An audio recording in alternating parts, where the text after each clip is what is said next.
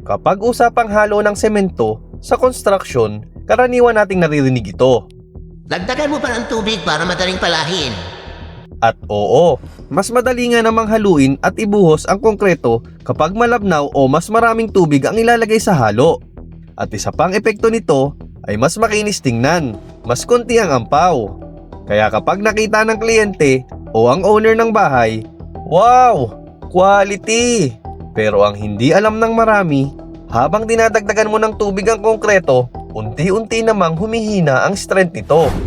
Ang lakas ng konkreto ay hindi lang nasusukat sa dami ng buhangin, graba at semento na gagamitin. Dahil ang isa sa pinakamahalagang factor dito ay ang water-cement ratio. Ito ay ang dami ng tubig versus sa dami ng semento na gagamitin. Ayon sa standard, ang allowable factor para sa mga structural concrete na ginagamit sa mga columns, beams, foundations o sa mga critical structures ay 0.4 ang ratio. Kapag lumampas pa dito, maaaring mas mababa ang strength na makuha. For example, para sa isang 40 kg na sako ng semento, kung gusto nating makuha ang halo para sa structural concrete, ay maaari lang tayong gumamit ng hanggang 16 liters na tubig. I-check natin.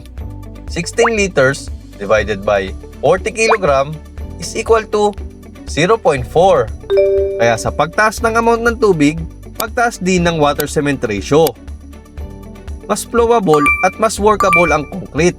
Pero, paghina naman ng strength nito. Dahil kapag sobra ang tubig, dumadami ang pores o maliliit na butas sa loob ng concrete. Habang mas marami ang voids, mas humihina ang banding ng konkreto. Kaya kahit makinis ang finish, posible namang mababa ang actual strength. Sa umpisa, maaaring walang problema. Pero pagdaan ng panahon, pwedeng magkaroon ng cracks, pagtagas o paghina ng structure. Ang concrete, hindi lang dapat magandang tingnan. Dapat matibay din. Sa tamang halo, nagsisimula ang matibay na structure. Dahil sa concrete, hindi paramihan ng tubig ang labanan. Nasa tamang ratio ang tunay na tibay. Yun lang. Bye!